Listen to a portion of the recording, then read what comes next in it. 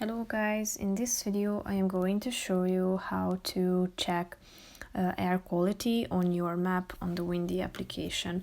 But first I just want to mention, don't forget to subscribe to my channel because at 10,000 subscribers I am going to show you my whole YouTube revenue statistics and growth strategy, how to make money online. So let's jump into it. First of all, open the application on your phone. Now tap on the menu icon in the right side of the screen, that's the third option. Scroll down to the display on map section and then you should tap on the air quality button. Tap on the map and select your area, and here you can check out the air quality station.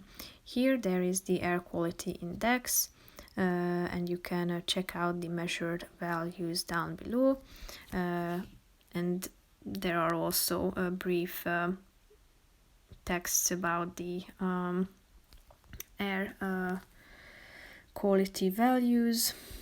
Basically these are descriptions of the measured values, as you can see down below. So that's pretty much it for this video, guys. I hope you found it helpful. If you did, consider subscribing and see you in the next video. Bye bye.